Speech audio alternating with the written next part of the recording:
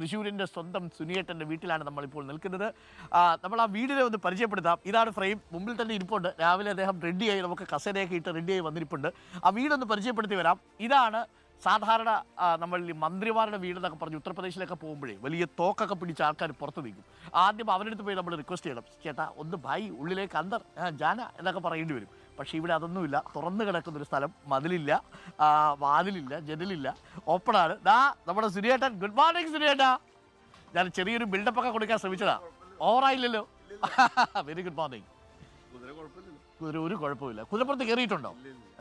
കുതിരപ്പുറത്ത് കയറിയിട്ടില്ല അല്ലേ? രണ്ട് കാര്യങ്ങൾ നമ്മൾ ഒട്ടേറെ രാഷ്ട്രീയ കാര്യങ്ങളൊക്കെ ചർച്ച ചെയ്തിങ്ങനെ വരികയായിരുന്നു. ഇന്നലത്തെ ആ റോഡ് ഷോ കഴിഞ്ഞപ്പോൾ ആ കോൺഫിഡൻസ് ഇവിടെ എത്ര കൂടി? വളരെയധികം ആത്മവിശ്വാസം ഉണ്ടാക്കിയിട്ടുള്ളൊരു പരിപാടിയായിരുന്നു. കാരണം ഞങ്ങൾ പ്രതീക്ഷിച്ചേക്കാളും വലിയ തോതിൽ ആളുകൾ ആ പരിപാടിയിൽ പങ്കെടുക്കാൻ വേണ്ടി വന്നു. ഇന്നലെ കുഴപ്പമില്ലല്ലോ അല്ലേ? ഇല്ല, ധൈര്യമായിട്ടിരുന്നോ? VS സുനിൽകുമാറിന് ഭയമില്ലല്ലോ? നിങ്ങൾക്ക് കുഴപ്പമില്ല, ചെറിയൊരു ജലദോഷമുള്ള പോലെ. അപ്പോൾ മൈക്കൊന്ന് പിടിച്ചാൽ ഞാനൊന്ന് താഴെ ഇറങ്ങാം, എന്നിട്ട് നമുക്ക് സമാധാനമായിട്ട് സംസാരിക്കാം. അപ്പൊ ഇതിന്റെ പുറത്തിറങ്ങുന്ന ഒരു ചടങ്ങ. കുതിരപ്പുറത്ത് കയറിയിട്ടുണ്ടോ? കയറണം താല്പര്യമില്ല. അല്ല, കയറിയിട്ടുണ്ടോ? കയറിയിട്ടില്ല, ഇതുവരെ കയറിയിട്ടില്ല. നിങ്ങളെ ഞാൻ സമ്മതിച്ചിട്ടാ. എന്താണ് ഇങ്ങനൊരു പരിപാടി? ഇത് ഞാൻ കുറെ കാലം മുമ്പും ഒരിക്കൽ ഇതിന്റെ പുറത്ത് കയറി. രാഷ്ട്രീയം എന്ന് പറയുമ്പോൾ കുതിരയാണല്ലോ അതിന്റെ ഒരു ഒന്ന് പടയോട്ടം എന്ന് പറയും. ഇപ്പൊ ഏറ്റവും കൂടുതൽ കുതിര കച്ചവടത്തിന്റെ ആയിരുന്നു ഞാൻ പറഞ്ഞത്, ഹിമാചൽ പ്രദേശിലും ഉത്തർപ്രദേശിലും. പിന്നെ കറുത്ത കുതിര, അശ്വമേധം, ഇതെല്ലാം പൊളിറ്റിക്കലായ വാക്കുകളാണ്. അതുകൊണ്ടാണ്. അപ്പോൾ നമ്മൾ ആ വാർത്തയിലേക്ക് വരാം. പ്രിയ പ്രവീണയെ ഒപ്പം ഉണ്ടായിരുന്നു. ഞാൻ ഇതിൽ നിന്ന് ഇറങ്ങാം. ഇതിറങ്ങണമെങ്കിൽ ഈ സാധനമൊക്കെ അഴിക്കണം, അങ്ങനെ ഒരു പ്രശ്നം കൂടിയുണ്ട്. അപ്പോൾ ഞാൻ ഒന്ന് ഇറങ്ങി വരാം, എന്നെ ഒന്ന് പിടിച്ചാൽ മതി. റൈറ്റ്. അപ്പോൾ തത്സമയം നമ്മൾ ഇറങ്ങാൻ പോവാണ്. സാഹസികമായ പരിപാടിയാണ്.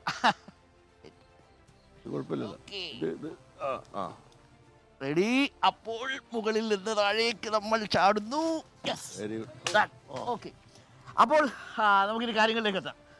വീടിലാണ് VS സുനിൽകുമാറിന്റെ. പ്രേക്ഷകരെ കണ്ടിട്ടുണ്ടാവും, പല ഫ്രെയിമുകളിലും കണ്ടിട്ടുണ്ടാവും അല്ലേ VS സുനിൽകുമാറിന്റെ അല്ലേ? അപ്പോൾ ആകെ ഇവിടെ ഉള്ള ഒരേ ഒരു കാര്യം, എല്ലാ തവണയും എല്ലാ ചാനലുകാരും വരുമ്പോഴും ആദ്യം പോകുന്നത് ഈ കാറിലേക്കാണ്. ആ കാറിന്റെ ചരിത്രം പലപ്പോഴും VS സുനിൽകുമാർ പങ്കുവെച്ചിട്ടുണ്ട്. കേൾക്കാത്തവർക്കായി ഞാൻ ചുരുക്കി അങ്ങ് പറഞ്ഞേക്കാം. 2006 നിയമസഭാ തെരഞ്ഞെടുപ്പ്. 2006 ഒരു പുതിയ കാറായിരുന്നു. അന്ന് പുതിയ കാറാ അല്ലേ? അംബാസഡറിന്റെ ഫസ്റ്റ് ഹാൻഡ് ആയിരുന്നോ? First hand. അന്ന് MLA-മാർക്ക് അംബാസഡർ കമ്പനി ലോൺ കൊടുത്തിരുന്നു, സ്പീക്കർ വഴി. അങ്ങനെ വാങ്ങിയതാ. അപ്പൊ 2006 ലോൺ എടുത്ത് വാങ്ങിച്ച കാറാണ്. പുതിയ ബ്രാൻഡ് കാറായിരുന്നു അന്ന് അംബാസഡർ. 2006 ഓടിച്ചത് ഒറ്റയ്ക്കായിരുന്നു? അല്ലല്ല, വേറെ സണ്ണിയേട്ടൻ എന്ന ഡ്രൈവറുണ്ട്. ഡ്രൈവിംഗ് അറിയാലോ? എനിക്ക് ഡ്രൈവിംഗ് അറിയില്ല, ബൈക്ക് ഓടിക്കാൻ അറിയാം. ഇപ്പോഴും ഡ്രൈവിംഗ് അറിയില്ല? 4 വീലർ? ഇല്ല. ബുള്ളറ്റ് ആരുടെ? ഇവിടെ ബുള്ളറ്റ് ഉണ്ടായിരുന്നല്ലോ. അനിയന്റെ ജോലിക്ക് സ്കൂട്ടർ ഓടിക്കും? സ്കൂട്ടർ ഓടിക്കും. അല്ലാതെ ഇപ്പോഴും 4 വീലർ ഡ്രൈവ് ഇല്ല? ചെയ്തിട്ടേ ഇല്ല? ഇല്ല. എടുത്തിട്ടില്ല ലൈസൻസ്? ലൈസൻസ് എടുത്തില്ല. ഇപ്പൊ KB ഗണേഷ് കുമാർ ഇച്ചിരി പാടാ ലൈസൻസ് എടുക്കാൻ. അപ്പോൾ അന്ന് ഈ വണ്ടിയിൽ ഇങ്ങനെ സഞ്ചരിക്കുന്ന സമയത്ത് ഇദ്ദേഹം ഒരു കല്യാണത്തിന് പോയി. തൃശ്ശൂർ തന്നെയായിരുന്നു. ഒരു 3 സ്റ്റാർ ഹോട്ടലാ. ആ 3 സ്റ്റാർ ഹോട്ടലിൽ കല്യാണം കൂടാൻ പോയപ്പോൾ അംബാസഡർ കാർ 3 സ്റ്റാർ ഹോട്ടലിൽ കയറ്റില്ല എന്ന് സെക്യൂരിറ്റിക്കാരൻ വാശി പിടിച്ചു. അത് വലിയ വിഷയമായി. അന്ന് അത് സീനായി മാറി. വലിയ വിഷയമായി. അന്ന് ഈ അംബാസഡർ കമ്പനി തന്നെ നേരിട്ട് അവർക്ക് കേസ് കൊടുത്തു. അതെ, അന്ന് വണ്ടിയൊക്കെ സ്വിച്ച് ഓഫ് ചെയ്തിട്ട് അവിടെ വലിയ വാർത്തയൊക്കെ സൃഷ്ടിച്ച അവസാനം അംബാസഡർ കമ്പനി വന്ന് അവർക്കെതിരെ കേസ് കൊടുത്തു. പിന്നെ കാർ അവിടെ കയറ്റിയോ? അല്ല, എന്നിട്ട് പിന്നെ ഞാനവിടെ വണ്ടി ഓഫ് ചെയ്തിട്ടു.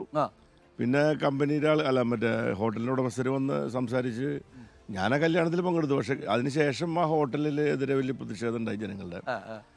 മാത്രമല്ല സ്പീക്കർ അവർക്കെതിരെ നടപടി സ്വീകരിച്ചു. നിയമസഭാ സമ്മേളനം നടക്കുമ്പോൾ എന്റെ മണ്ഡലത്തിൽ പെടുന്ന സ്ഥലമായിരുന്നു അത്. ചേർപ്പിന്റെ ഒരു. പക്ഷെ അന്ന് VS സുനിൽകുമാർ MLA ആണെന്നൊന്നും അവർക്ക് അറിയില്ലായിരുന്നു. MLA ബോർഡ് വെച്ചിട്ടുണ്ട് ഞാൻ. എന്നിട്ട് പക്ഷെ അംബാസഡർ കാർ കയറ്റണ്ട. ആ സെക്യൂരിറ്റിക്കാരന് കൊടുത്ത നിർദ്ദേശം അംബാസഡർ കാർ കയറ്റാൻ പാടില്ല. കാരണം അവരുടെ ഫ്ലോറിൽ ഈ ഓയില് അംബാസഡറിന് ചോരുന്ന ഒരു പരിപാടി ഉണ്ട്. അപ്പൊ ഓയിൽ വീഴുന്നതുകൊണ്ട് അംബാസഡർ കാർ ഇവിടെ ഉണ്ടാന്ന് പറഞ്ഞിരിക്കുക. അപ്പൊ അങ്ങനെ ഒരു സംഭവം കൂടി ഉണ്ട്. പക്ഷെ പിന്നീട് ഈ വണ്ടി ഇപ്പം കട്ടപ്പുറത്താ. അല്ല, ഇത് ഞാൻ മന്ത്രിയായ സമയത്ത് പിന്നെ ഉപയോഗിക്കാണ്ടിട്ടപ്പോ അത് നന്നാക്കാൻ പറ്റിയില്ല. പിന്നെ അത് കേടായി പോയി. അതാരും 2-3 വർഷം അവർ വന്നിട്ട് അവര് ശരിയാക്കാന്ന് പറയല്ലാണ്ട് ശരി ഇത് പിന്നെ ജാമായി പോയി പിന്നെ ക്രെയിനൊക്കെ ഉപയോഗിച്ച് എടുത്തിട്ട് വേണം. പ്രോപ്പർട്ടി ആയിട്ട് വീടിന്റെ കിടപ്പുണ്ട് അല്ലേ? അപ്പോ ഇതേപോലെയാണ് പല മണ്ഡലങ്ങളുടെയും അവസ്ഥ. തൃശ്ശൂർ എങ്ങനെയാണ്? ഇതേപോലെയാണോ അതല്ല ഇനിയിപ്പോൾ ചലിച്ചുകൊണ്ടിരിക്കുന്ന ഒരു മണ്ഡലമാണോ? കൂടുതൽ ചലിപ്പിക്കുമോ? അക്കാര്യങ്ങൾ കൂടി നമുക്ക് VS സുനിൽകുമാറിനോട് ചോദിക്കാം. നമുക്കൊന്ന് അകത്തോട്ടിരിക്കാം.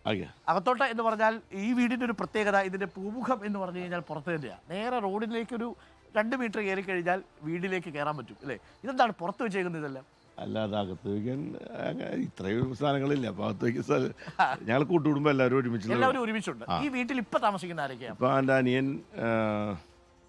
ചേട്ടൻ്റെ ഭാര്യ, അനിയൻ്റെ മക്കള്, പിന്നെ അമ്മ, കൃഷി മന്ത്രി, 3 തവണ MLA. സാധാരണ ഇതിലൊരു ഫ്ലാറ്റും വീടും ഒക്കെ വരേണ്ട സമയമായി. എന്താ വാങ്ങാതിരുന്നത്? അല്ല, ഇത് നല്ല സൗകര്യമുള്ള വീടല്ലേ. ഇത്ര സൗകര്യമൊക്കെ മതി. പിന്നെ ഇതിന്റെ ഉള്ളില് 2-3 മുറിയൊക്കെ ഉണ്ട്. ചൂടില്ല, ചൂട് കുറവാണ്. 2-3 മുറിയൊക്കെ ഉണ്ട് അല്ലേ? 2-3 മുറിയൊക്കെ ഉണ്ട്. എത്ര പേര് താമസിക്കുന്നുണ്ട്? 2 കുടുംബം അല്ലേ? 2 അല്ല, ശരിക്കും പറഞ്ഞാൽ 3 കുടുംബം. അമ്മയുണ്ട്, അവരുടെ സഹോദരങ്ങൾ 2 കുടുംബമുണ്ട്. അപ്പോൾ നോക്കൂ, ആ വീട്ടിലെ സൗകര്യമൊക്കെ മതി എന്നാണ് VS സുനിൽകുമാർ പറയുന്നത്. നമുക്കൊന്നും ഇവിടെ ഇരിക്കാം. മനോഹരമായ വീടാണ് ഇത്. കണ്ടപ്പോൾ എനിക്ക് ഇഷ്ടപ്പെട്ടു. നോക്കൂ, ഒരു മതിലൊന്നുമില്ല ഇവിടെ, വേറെ പ്രശ്നങ്ങളൊന്നും ഇല്ലല്ലേ? മതില് വെക്കേണ്ട കാര്യമോ, വലിയ ഗേറ്റ്, സെക്യൂരിറ്റി ഭടന്മാർ, അതിന്റെ ആവശ്യമൊന്നുമില്ല. അതൊന്നും ആവശ്യമില്ല. സാധാരണ രീതിയിൽ ആളുകൾക്ക് ഒരു തോന്നലുണ്ടാവുന്നത് രാഷ്ട്രീയത്തിൽ പ്രവേശിച്ച് കഴിഞ്ഞാൽ 10 പുത്തനുണ്ടാവും, ഒരു ഫ്ലാറ്റ്, അല്ലെങ്കിൽ ബാംഗ്ലൂരിൽ എവിടെയെങ്കിലും നിക്ഷേപം, പിന്നെ വലിയ ആൾക്കാരാണെങ്കിൽ സ്വിസ് ബാങ്കിൽ നിക്ഷേപം എന്നൊക്കെയാണ്. പക്ഷെ പൊതുവെ അങ്ങനെ ഒരു ആലോചന എപ്പോഴെങ്കിലും ഏതെങ്കിലും ഘട്ടത്തിൽ വന്നിരുന്നു? അങ്ങനെ നമ്മൾ രാഷ്ട്രീയത്തിൽ വന്നിട്ടുള്ളത് പണം സമ്പാദിക്കാനൊന്നുമല്ലല്ലോ. പിന്നെ അങ്ങനത്തെ ഒരു നാട്ടിൽ നിന്നല്ല ഞാൻ രാഷ്ട്രീയത്തിൽ വന്നിട്ടുള്ളത്. ഞങ്ങളിപ്പോൾ ഇവിടുത്തെ രാഷ്ട്രീയക്കാരായിട്ടുള്ള ആൾക്കാരൊക്കെ വളരെ സിമ്പിളായി ജീവിച്ച് കാണുന്ന രാഷ്ട്രീയക്കാർ. ഇപ്പോൾ KP പ്രഭാകരൻ മന്ത്രിസ്ഥാനം കഴിഞ്ഞിട്ട് എന്നും ബസ്സിൽ പോണ ഒരാളാണ്. ഞാനിപ്പോഴും വണ്ടിയിലൊക്കെ പോണ ആളാണ്. KP പ്രഭാകരൻ അവിടെ നിന്ന് പോസ്റ്റ് ഓഫീസിന്റെ സ്റ്റോപ്പിൽ നിന്ന് ബസ് കയറി ഞങ്ങൾ കേരളമ്മ കോളേജിൽ പോകാൻ വേണ്ടി അന്തിക്കാട് നിന്ന് ബസ് കയറും. അത് പോയിന്ന് അന്തിക്കാട് സെന്ററിൽ നിന്ന് ബസ് കയറും. ഞങ്ങൾ സീറ്റൊക്കെ പിടിക്കും. അപ്പൊ തൊട്ടടുത്ത ഷോപ്പിലെത്തി KP പ്രഭാകരൻ കയറി. അപ്പൊ ആള് വന്ന് കമ്പി പിടിച്ച് നിൽക്കുമ്പോൾ ഇരിക്കാൻ പറ്റില്ലല്ലോ. അപ്പൊ നമ്മൾ 8 ആൾക്ക് സീറ്റ് കൊടുക്കും. അപ്പൊ ആൾ മൊത്തം നോക്കൂല കേട്ടാ. KP പ്രത്യേക ടൈപ്പ് ആളായിരുന്നു. ആള് അങ്ങനെ നടുവിലെല്ലാം അവിടെ ഇറങ്ങി നേരം നടന്ന് ഓഫീസിലേക്ക് പോകും. അപ്പോൾ അതൊക്കെ കണ്ടു വളർന്ന ആൾക്കാരാണല്ലോ നമ്മുടെ ആൾക്കാർ. ഓക്കെ, അത് വളരെ പ്രധാനപ്പെട്ട ഒരു കാര്യമാണ്. മാത്രമല്ല, മുഖ്യമന്ത്രി സ്ഥാനം ഒഴിഞ്ഞതിന് ശേഷം CH ഉദയനൻ എക്സ്പ്രസ് ബസ്സിൽ ഇരുന്ന് പത്രം വായിച്ചുകൊണ്ട് വരുന്നു എന്നൊരു കഥയും കൂടിയുണ്ട് പണ്ട് കാലത്ത്. അതൊരു ചരിത്രമാണ്. അത് കേരളത്തിൽ മാത്രം കാണാൻ കഴിയില്ല, സാധാരണ കാര്യമാണ്. പിന്നെ നമ്മുടെ നാട്ടിൽ ഒരുപാട് ഇങ്ങനെ അല്ല, എല്ലാ രാഷ്ട്രീയക്കാരും ഒരുപോലെയൊന്നുമില്ല. ഒരുപാട് ഇപ്പോൾ അത് കോൺഗ്രസിലും അങ്ങനത്തെ ആൾക്കാർ കുറേ ആൾക്കാരുണ്ട്. ഇപ്പോൾ ഉമ്മൻചാണ്ടിയുടെ കാര്യത്തിൽ അങ്ങനെ ഒരുപാട് ആൾക്കാരുണ്ട്. അങ്ങനെ നമ്മുടെ ഏതെങ്കിലും ഒരു രാഷ്ട്രീയ പാർട്ടിയിൽ മാത്രമുള്ള കാര്യം ആൾക്കാരല്ല. അപ്പോൾ നമ്മൾ ഇനി രാഷ്ട്രീയത്തിലേക്ക് എത്തിയാൽ, ഇന്നിപ്പോൾ രാവിലെ മുതൽ ആ കോൺഫിഡൻസിന്റെ ഒരു സന്തോഷം മുഖത്ത് കാണുന്നുണ്ട്. എന്തായാലും മത്സരം കടുക്കും. ഇപ്പം ഞങ്ങളുടെ ഒരു സർവേ ഫലത്തിൽ പറയുന്നതനുസരിച്ച് കഴിഞ്ഞ തവണത്തേക്കാൾ ഒരുപക്ഷേ സുരേഷ് ഗോപി കുറച്ചുകൂടെ വോട്ട് പിടിക്കാനുള്ള സാധ്യതയുണ്ട്. UDF സ്ഥാനാർത്ഥി TN പ്രതാപൻ സിറ്റിംഗ് MP ആണ്. അദ്ദേഹത്തിനെതിരെ വലിയ രീതിയിലുള്ള ഒരു വികാരമൊന്നുമില്ലെങ്കിലും ഒരു മാറ്റം ആഗ്രഹിക്കുന്നുണ്ട് എന്നും കാണുന്നുണ്ട്. അപ്പോൾ ഇത് ആർക്ക് അനുകൂലമായി മാറും?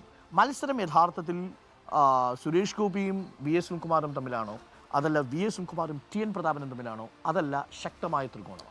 ഇവിടെ നമ്മൾ മനസ്സിലാക്കേണ്ടത് ഇതിപ്പോൾ പാർലമെന്റിലേക്ക് നടക്കുന്ന ഒരു ഇലക്ഷനിൽ സ്വാഭാവികമായിട്ടും ആ പോരാട്ടം BJPക്ക് എതിരായിട്ടുള്ള പോരാട്ടമാണ്. അത് രാഷ്ട്രീയമായിട്ടുള്ള പോരാട്ടം എന്ന നിലയിൽ BJPക്ക് എതിരെ തന്നെയാണ്, സംശയമില്ലാത്ത കാര്യമാണ്. കാരണം ഒരു മതേതര ഗവൺമെൻറ് വരണം, ഈ ഫാസിസ്റ്റ് ഗവൺമെൻറ് മാറണം എന്നുള്ളത് തന്നെയാണ് ജനങ്ങൾ ആഗ്രഹിക്കുന്നതും ഞങ്ങളുടെ രാഷ്ട്രീയം അതാണ്. പക്ഷേ കേരളത്തിലെ പ്രത്യേകത BJPയുമായിട്ടുള്ള നേരിട്ടുള്ള ഏറ്റുമുട്ടൽ ഇവിടെ വളരെ കുറവാണ്. അപ്പോൾ നമ്മൾ എന്തൊക്കെ കണക്കുകളൊക്കെ പറഞ്ഞാലും ഇവിടെ UDFും LDFും തമ്മിലാണ് മത്സരം, ബലാബലം വരുന്ന സ്ഥലം. അതൊരു യാഥാർത്ഥ്യമാണല്ലോ. പക്ഷേ TN പ്രതാപൻ ആദ്യം പറഞ്ഞത്, അതായത് ഈ പ്രചരണം തുടങ്ങുന്ന സമയത്ത് തന്നെ മത്സരം BJPയും കോൺഗ്രസുമാണ് എന്നൊരു സ്റ്റേറ്റ്മെന്റ്. അത് അതിന് അദ്ദേഹം തന്നെ മറുപടി പറയേണ്ട ഒരു സംഗതി എന്താണെന്ന് വെച്ചാൽ, അദ്ദേഹം അദ്ദേഹം ഇവിടെ മത്സരിച്ച് ജയിക്കുന്ന സമയത്ത് BJP 3-ാം സ്ഥാനത്തായിരുന്നു, 2-ാം സ്ഥാനത്ത് LDF ആയിരുന്നു. അപ്പം അദ്ദേഹം 5 കൊല്ലം MP ആയതിനു ശേഷം അദ്ദേഹത്തിൻ്റെ അല്ലെങ്കിൽ നമ്മുടെയൊക്കെ ഏറ്റവും വലിയ രാഷ്ട്രീയ ശത്രുക്കളായിട്ടുള്ള BJP അദ്ദേഹത്തിന്റെ മണ്ഡലത്തിൽ 2-ാം സ്ഥാനത്ത് എത്തി എന്നാണ് അദ്ദേഹം പറയുന്നത്. അത് വളരെ പ്രധാനപ്പെട്ട പൊളിറ്റിക്കൽ ക്വസ്റ്റ്യൻ ആണ്. അദ്ദേഹത്തിന്റെ കാണുന്നുണ്ട്. അമ്മ വന്നിട്ടുണ്ട്. അമ്മ നമസ്കാരം. പത്മാവതി അമ്മ അല്ല, പ്രേമവതി അമ്മ അല്ലേ? നല്ല ചായ രാവിലെ റെഡിയാണ്. അപ്പം ഞാൻ ചായ അങ്ങോട്ട് തരാം. അപ്പോൾ രാവിലെ അമ്മയ്ക്ക് ഇപ്പോൾ എത്ര വയസ്സായി? അമ്മയ്ക്ക് ഇപ്പോൾ 75 വയസ്സ് കഴിഞ്ഞു. 75 അല്ലേ? 77 വയസ്സ്. മോൻ 2 വയസ്സ് കുറച്ചു. 77 വയസ്സായി. അമ്മ ഡൽഹിയിലൊക്കെ പോയിട്ടുണ്ടോ? ഇല്ല. അമ്മ ഡൽഹി പോയിട്ടുണ്ടോ? ഡൽഹി പോയിട്ടുണ്ടോ? പോയിട്ടുണ്ട്. അപ്പൊ ഡൽഹിയിൽ ഇനി പോണ്ടേ? ഞാനൊരു ചോദ്യം ചോദിക്കട്ടെ. ഇപ്പൊ ജയിക്കുകയാണെങ്കിൽ കുഴപ്പമില്ല, പാർലമെന്റിലേക്ക് എത്തിയാൽ അമ്മയൊക്കെ കൂട്ടി അവിടെ താമസമായിരിക്കും, അതോ അന്തിക്കാട് തന്നെയായിരിക്കും? ഇല്ല, ഞാൻ മന്ത്രി എപ്പോഴും ഇവരൊന്നും മന്ദിരത്തിൽ കൊണ്ടുപോയിട്ടില്ല. കൊണ്ടുപോയില്ലേ? മന്ദിരത്തിൽ കൊണ്ടുപോയില്ലേ? കൊണ്ടുപോയില്ല അവിടെ. ആണോ? വല്ലപ്പോഴും ഇവിടുന്ന് നമുക്കൊരു ആഗ്രഹം ഉണ്ടായിരുന്നില്ലേ കുറച്ച് ദിവസം മന്ദിരത്തിലേക്ക് ഒന്ന് താമസിക്കാൻ? ഇടയ്ക്ക് പോകാറുണ്ട്, ആഴ്ചയ്ക്ക് പോകുമായിരുന്നു, അത്രേ ഉള്ളൂ. അവിടെ സ്ഥിര താമസമൊന്നുമില്ല. നമുക്ക് എങ്ങനെയാ, തിരുവനന്തപുരം അല്ല, ഇവിടെ അന്തിക്കാട് തന്നെ പിടിക്കത്തുള്ളൂ. അങ്ങനെയാണോ? രാവിലെ എഴുന്നേറ്റ് നാട്ടുകാരെയൊക്കെ ഒന്ന് കണ്ട്. പശു ഉണ്ടോ ഇവിടെ? ഇല്ലല്ലോ. പശുല്ല. പശു ഞങ്ങള് ഇവിടെ നോക്കാൻ ബുദ്ധിമുട്ടാ. അമ്മയ്ക്ക് ഒത്തിരി പ്രായമില്ലേ, പിന്നെ പശുവിനെ വളർത്തുന്ന താല്പര്യമുണ്ട്. പക്ഷെ ഞങ്ങൾക്ക് പശു ഉണ്ടായിരുന്നു ഇവിടെ. പശു എരുമയ്ക്ക് ഉണ്ടായിരുന്ന വീടാ പണ്ട്. പക്ഷെ ഇപ്പോൾ ഞാനൊക്കെ ചെറുപ്പത്തിൽ പശുവിനെ പാലൊക്കെ കൊണ്ടുപോയിരുന്ന ഒരു ചെറുപ്പം സ്കൂളിലേക്ക് പഠിക്കുന്നു. പശു ഉണ്ടായിരുന്നു, കറവ പശു ഉണ്ടായിരുന്നു. അന്ന് എല്ലാ വീടുകളിലും, നമ്മുടെ ഈ പ്രദേശത്തെ എല്ലാ വീടുകളിലും പശുവില്ലാത്ത വീട് എന്നൊക്കെ കുറവാണ്. അന്നത്തേക്ക് വരുമാനത്തിലൊന്ന് പശുവിന്റെ കറന്നിട്ടുള്ള വരുമാനമൊക്കെയല്ല അന്നത്തെ കാലത്ത്. എല്ലാ വീടുകളിലും അങ്ങനെയാണല്ലോ, പശുവിനെ കറന്ന് അതൊരു വരുമാനം. അത് അങ്ങനത്തെ ഒരു സംവിധാനം ഇവിടെ ഉണ്ടായിരുന്നു. ഇപ്പൊ എന്റെ വീടിന്റെ തൊട്ടപ്പുറത്തെ വീട്ടില് 4-5 പശുള്ള വീടാണ്. വിൻസെന്റിന്റെ വീട്. ശരി. അപ്പോൾ ഈ സൗഹൃദം അമ്മയ്ക്ക് വളരെ പ്രധാനപ്പെട്ടതാണ്. അപ്പൊ ഡൽഹിയിലോട്ട് ഇനി ജയിച്ചാൽ പോലും ഡൽഹിയിലോട്ട് പോകാൻ സാധ്യത കുറവായിരിക്കും അല്ലേ? പോയി നിൽക്കാനൊന്നും പറ്റില്ല. അതിവിടെ തന്നെ എന്തായാലും ഒരു സുഖമുള്ളൂ അല്ലേ? ശരി. വീടൊക്കെ ഒന്ന് മാറ്റണമെന്നൊന്നും തോന്നിയില്ലേ അമ്മ? അങ്ങനെയൊന്നും തോന്നണില്ല. ഇതൊക്കെ മതി, അത്യാവശ്യം ജീവിക്കാൻ സുഖമാണ് അല്ലേ? സന്തോഷമായി. ഒരു ടെൻഷൻ ഉണ്ടോ? VS സുനിൽകുമാർ വീണ്ടും തെരഞ്ഞെടുപ്പ് രാഷ്ട്രീയത്തിലേക്ക് വരുന്നു. നേരത്തെ 3 മത്സരങ്ങളിലും, അതായത് ഇതുവരെ പരാജയം അറിയാത്ത സ്ഥാനാർത്ഥിയാണ്, മകനാണ്. ടെൻഷൻ ഉണ്ടോ? ഇല്ല. നമുക്ക് ഏകദേശം ഉറപ്പായി അല്ലേ? അപ്പോൾ നമ്മൾ VS നമ്മൾ ഇതിലെ പൊളിറ്റിക്സിലേക്ക് എത്തിയാൽ, അപ്പോൾ അത് വളരെ പ്രധാനപ്പെട്ട കാര്യമാണ്. അതിന് മറുപടി പറയുന്നത് TN പ്രതാപനാണ്. എന്തുകൊണ്ടാണ് അങ്ങനെ പറഞ്ഞത് എന്നുള്ളത്. 2, ഇവിടെ രാഷ്ട്രീയമായ മത്സരം BJPയുമായിട്ടാണെങ്കിലും യഥാർത്ഥത്തിൽ തിരഞ്ഞെടുപ്പിൽ മത്സരിക്കുന്നത് കോൺഗ്രസുമായിട്ടാണ്. അത് ഇന്ത്യൻ രാഷ്ട്രീയത്തിൽ ഈ ഇന്ത്യ മുന്നണി ഉണ്ടായപ്പോൾ വെസ്റ്റ് ബംഗാൾ, കേരളം പോലുള്ള സ്റ്റേറ്റുകളിൽ അതിൽ സ്വാഭാവികമായിട്ടുള്ള ചില പ്രശ്നങ്ങളുണ്ട്. അവിടുത്തെ പ്രാദേശികമായിട്ടുള്ള റൈവൽറി അല്ലെ, പിന്നെ അങ്ങോട്ടും ഇങ്ങോട്ടും മത്സരിച്ചുകൊണ്ടിരിക്കുന്നവർ തമ്മിൽ ഒരു മാറ്റം വരുത്താൻ സാധ്യമല്ല. അതിപ്പോൾ ബംഗാളിൽ CPM-ഉം തൃണമൂൽ കോൺഗ്രസും തമ്മിൽ LDF-ഉം തൃണമൂൽ കോൺഗ്രസും യോജിക്കുക എന്ന് പറയുന്നത് അവിടുത്തെ ഒറിജിനൽ സിറ്റുവേഷനിൽ അവർക്ക് സാധിക്കില്ല. ഇവിടെ ഇപ്പോൾ BJP-ക്കാർ പറയുന്ന പോലെ ഇവിടുത്തെ ഈ 10 സീറ്റ് LDF-ഉം എന്തോ പോകണം. അപ്പൊ കഷണ്ടിക്കാരനും തമ്മിൽ സംസാരിക്കുമ്പോ ഒന്നും മറച്ചു വെക്കാനില്ല എന്ന് KG ശങ്കരപിള്ള പറഞ്ഞിട്ടുണ്ട്. അപ്പൊ കാര്യങ്ങൾ മനസ്സിലായല്ലോ. അപ്പൊ നിങ്ങൾ ഈ തലമുടി ഉണ്ടായിട്ടൊന്നും കാര്യമില്ല അല്ലേ? അപ്പൊ ഞാൻ പറഞ്ഞതെന്ന് വെച്ചാല്, അപ്പൊ അങ്ങനെ ഇപ്പോ കേരളത്തില് ഇപ്പൊ നമുക്ക് അങ്ങനെ BJP അല്ല കോൺഗ്രസും LDF-ഉം സീറ്റ് പങ്കുവെച്ചിട്ടൊന്നും പ്രവർത്തിക്കാൻ കഴിയുന്നതല്ല. ഇവിടെ പരമ്പരാഗതമായി അങ്ങനെ ഒരു മത്സരവും രാഷ്ട്രീയമായിട്ടുള്ള ചേരിതിരിവുള്ള സ്ഥലമാണ്. പക്ഷെ ഇന്ത്യൻ രാഷ്ട്രീയത്തിൽ ഒരു അഖിലേന്ത്യാ അടിസ്ഥാനത്തിൽ സഖ്യം ആവശ്യപ്പെട്ട ഘട്ടത്തിലൊക്കെ തന്നെ അങ്ങനെ സഖ്യം ഉണ്ടാക്കുകയും ചെയ്തിട്ടുണ്ട്. അപ്പോൾ ഇവിടെ ഒരിക്കലും BJP-യും LDF-ഉം തമ്മിലോ അല്ലെങ്കിൽ BJP-യും UDF-ഉം തമ്മിലാണ് മത്സരം എന്നൊക്കെ പറയുന്നതിൽ യാതൊരു വസ്തുതകളില്ലാത്ത കാര്യമാണ്. നിങ്ങൾക്ക് അറിയാവുന്ന കാര്യമാണ്. പിന്നെ കണക്കുകളൊക്കെ പറയും, ഇവിടെ ഇത്ര ശതമാനം വോട്ടുകളുണ്ട്. അത് 54,000 വോട്ടായിരുന്നു 2009 അവിടെ നിന്നാണ് BJP-യുടെ വോട്ട് 1,02,000 ആവുന്നു 2014. 19 ആകുമ്പോൾ 2,93,000 ആവുന്നു. ഇത് ഇരട്ടിച്ചുകൊണ്ടിരിക്കുന്നു എന്ന് കാണാൻ സാധിക്കും. അല്ല, ആ ഒരു ജമ്പ് ഇനി ഉണ്ടാവുമെന്ന് എനിക്ക് തോന്നുന്നില്ല. അതിനകത്തൊരു കണക്കുകൂട്ടലുണ്ടെന്ന് എനിക്കറിയാം. പക്ഷെ അപ്പോഴും മറ്റൊരു വാഗ്ദാനം പറയുന്നത് കേന്ദ്രമന്ത്രിയാണ് തൃശ്ശൂർ പ്രതീക്ഷിക്കുന്നത്. താങ്കളെ ഇപ്പോഴത്തെ നിലവിലുള്ള സാഹചര്യത്തിൽ സ്വാഭാവികം ഇന്ത്യ മുന്നണി അധികാരത്തിൽ വരുന്ന ഒരു സാഹചര്യം വന്നാലാണ് താങ്കളെ ഏതെങ്കിലും തരത്തിൽ അങ്ങനെ ഒരു കേന്ദ്രമന്ത്രിയായിട്ടൊക്കെ പരിഗണിക്കാൻ സാധ്യതയുള്ളൂ, CPI-യുടെ മുതിർന്ന നേതാവെന്ന രീതിയിൽ. അപ്പോഴും പക്ഷേ ഷാനിരാജ് അപ്പുറത്തോട് ജയിച്ചു വന്നാൽ. പക്ഷേ അവിടെ ഒരു കേന്ദ്രമന്ത്രി എന്നൊരു സ്വപ്നത്തിൽ തൃശ്ശൂർ വീഴാൻ സാധ്യതയുണ്ടോ? അല്ല, കേന്ദ്രമന്ത്രി ആക്കേണ്ട ആളെ നേരത്തെ ആക്കാൻ വരുന്നല്ലോ, രാജ്യസഭയിലായിരിക്കും. അതെ. അപ്പോൾ ഇപ്പോൾ കേന്ദ്രമന്ത്രി ആക്കുമെന്ന് പറയുന്നത് എന്തുകൊണ്ടാണെന്നുള്ളത് ജനങ്ങളെ അങ്ങനെ സ്വാധീനിക്കാൻ കഴിയുമെന്ന് വെച്ചിട്ടാണ്. ജനങ്ങളെ സ്വാധീനിക്കുന്നതിന് വേണ്ടി പല വാഗ്ദാനങ്ങളും നമ്മൾ കൊടുക്കും. ഇപ്പോൾ ഡീസലിൻ്റെ വില 50 രൂപയാക്കുന്നൊരു വാഗ്ദാനം നമ്മുടെ മുമ്പിലുണ്ടല്ലോ. പെട്രോളിയത്തിൻ്റെ വില കുറയ്ക്കുമെന്ന് വാഗ്ദാനം ഉണ്ടായിരുന്നല്ലോ. ഈ കുക്കിംഗ് ഗ്യാസിൻ്റെ വില കുറയ്ക്കുമെന്ന് പറഞ്ഞ വാഗ്ദാനം നമ്മുടെ മുമ്പിലുണ്ടല്ലോ. ഇപ്പോൾ എന്താ വില എന്ന് നമ്മൾ ആലോചിക്കണം. 8 കൊല്ലം മുമ്പ് എൻ്റെ ഇവിടുത്തെ കണക്ഷൻ, ഗ്യാസ് കണക്ഷൻ എൻ്റെ പേരിലാണ്. അപ്പോൾ അന്ന് നരേന്ദ്രമോദി പറഞ്ഞത് എന്താണെന്ന് വെച്ചാൽ, നിങ്ങൾ മുഴുവൻ വില കൊടുത്ത് ഗ്യാസ് മേടിച്ചാലും സബ്സിഡി നിങ്ങളുടെ അക്കൗണ്ടിലേക്ക് വരുമെന്ന് പറഞ്ഞു. ഒരു തവണ ഒരു സബ്സിഡി വന്നു, പിന്നെ 8 കൊല്ലമായിട്ട് സബ്സിഡി ഇന്നുവരെ വന്നിട്ടില്ല.